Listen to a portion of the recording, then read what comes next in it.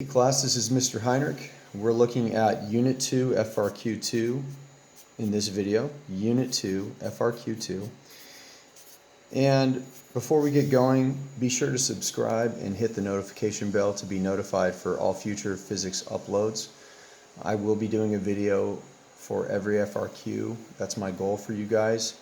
The AP test this year is all online. I have a strong suspicion that the FRQs you're going to see on your AP test will look very much like these FRQs. And remember, the test is only FRQs this year. So let's get right into it. We have block A coming in and hitting block B, right? Block A coming in and hitting block B over here. Block B is at rest. And what do they want to know about this?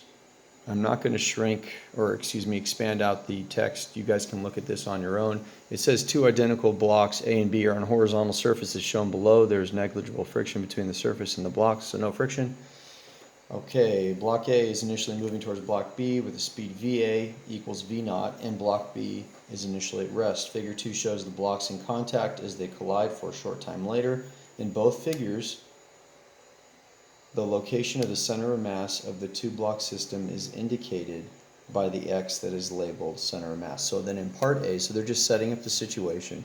In part A, they want to know the following. On each of the dots,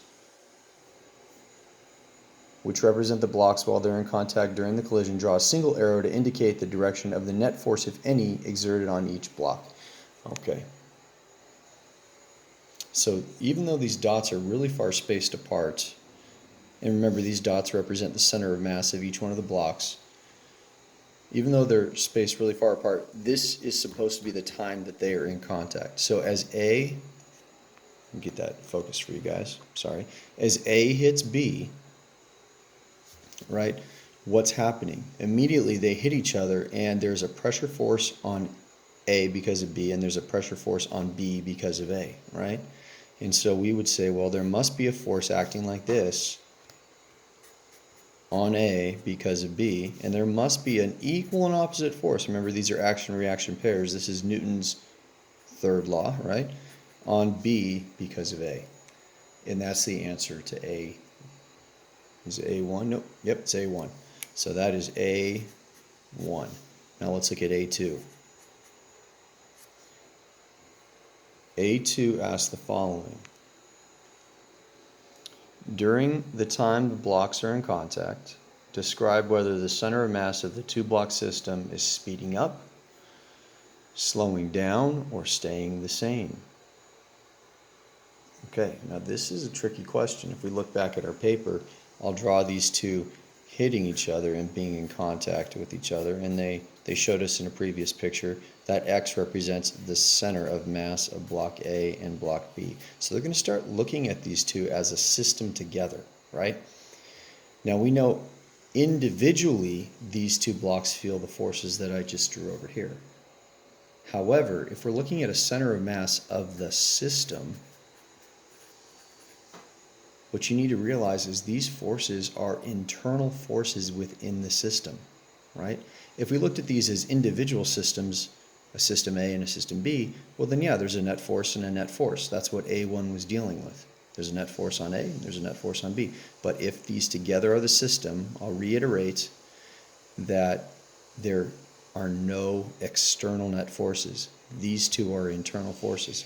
So the answer, and the reason I said all that, is to prove to you that the center of mass is staying the same. So I would select the staying the same option.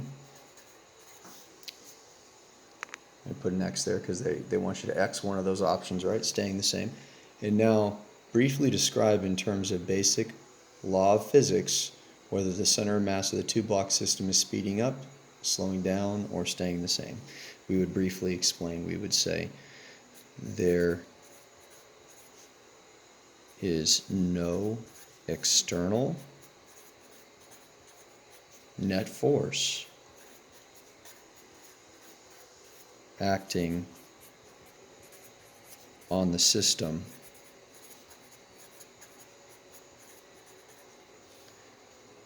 consisting of blocks A and B.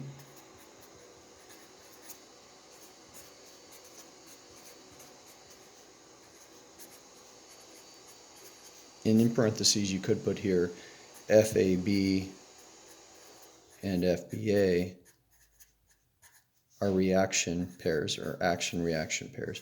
This right here would be a good idea to add in. If you didn't, you might receive full credit. When I include the scoring guide later, you can see if it would. FAB and FBA are action-reaction pairs and are internal to the system.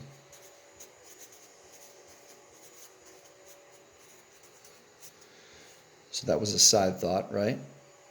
The initial thought was there's no external net force acting on the system consisting of blocks A and B. Therefore,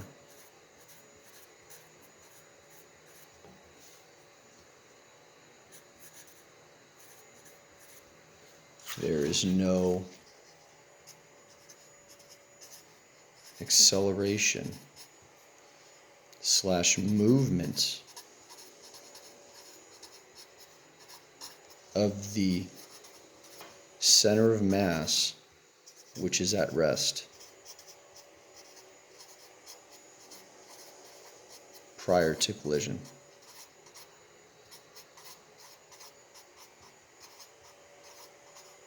Now they said briefly explain.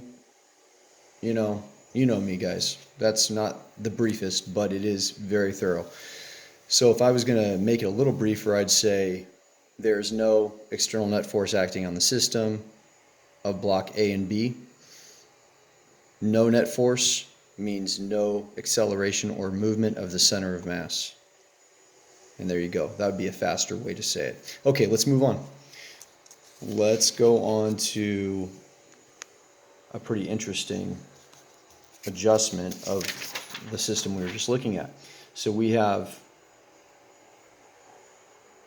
these same two blocks, and they're coming at each other on an inclined plane. And so this is part B. Let's see, part B, just B1. Okay.